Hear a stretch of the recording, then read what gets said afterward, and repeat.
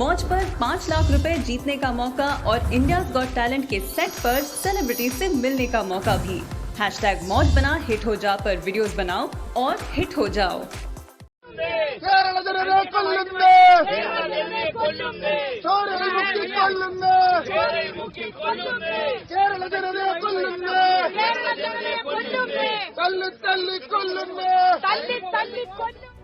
नमस्कार, one India Hindi में आपका स्वागत है। मैं हूं शिखा थोरिया। केरल सरकार के सिल्वर लाइन प्रोजेक्ट के खिलाफ विरोध तेज होने लगा है।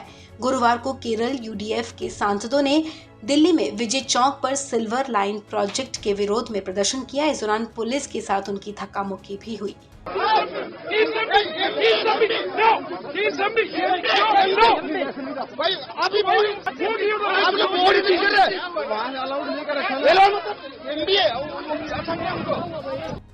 केरल में फिलहाल सरकार के एक प्रोजेक्ट को लेकर सियासी संग्राम जारी है। इस प्रोजेक्ट का नाम है सिल्वर लाइन। एक तरह जहां सरकार दावा कर रही है कि ये प्रोजेक्ट केरल के 2 छोरों को जोड़ने का काम करेगा, जबकि कांग्रेस इसे लेकर आक्रामक है। कांग्रेस सांसद केसी वेणुगोपाल का कहना है कि केरल सरकार के द्वारा लाया गया सिल्वर लाइन प्रोजेक्ट जनता के हित के खिलाफ है। उन्होंने कहा कि प्रधानमंत्री नरेंद्र मोदी को इस मामले में दखल देना चाहिए और इस प्रोजेक्ट को आने से रोकना चाहिए। केसी वेणुगोपाल ने कहा कि इस प्रोजेक्ट से केरल के 30,000 लोग डरे हुए हैं।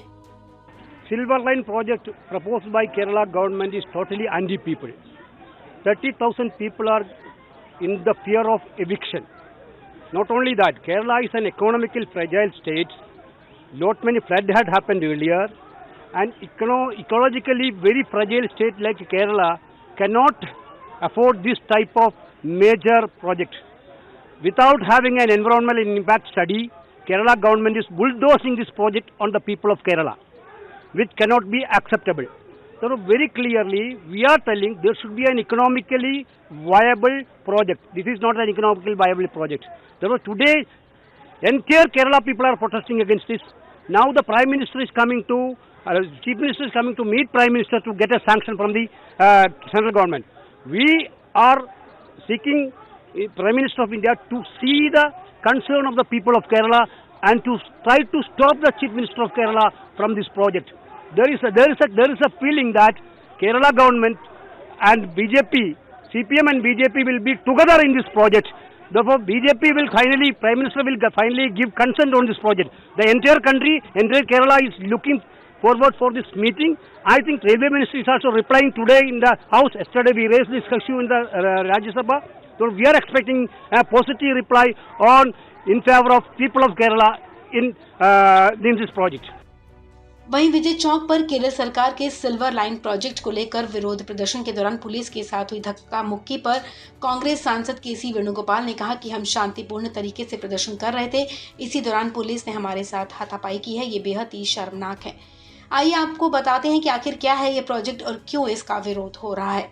दरअसल केरल सरकार राज्य के 2 छोरों को जोड़ने के लिए 64,000 करोड़ रुपए की लागत से सिल्वर लाइन प्रोजेक्ट ला रही है। राज्य सरकार का कहना है कि जिले के शहरों में ट्रैफिक तेजी से बढ़ रहा है। अगर केरल के दक्षिण और उत्तर छोर को आपस में जोड़ दिया जाए तो इस समस्या से काफी हद तक राहत मिल सकती है। इसी वजह से केरल सरकार और रेल मंत्रालय मिलकर तिरुवनंतपुरम से कासरगोड के बीच 529 किलोमीटर लंबा centimetre high speed rail corridor तैयार करने पर जुटा है। इसे ही सिल्वर लाइन प्रोजेक्ट कहा गया है। अब सवाल ये कि जब ये प्रोजेक्ट इतना महत्वपूर्ण है तो इसका विरोध आखिर क्यों हो रहा है।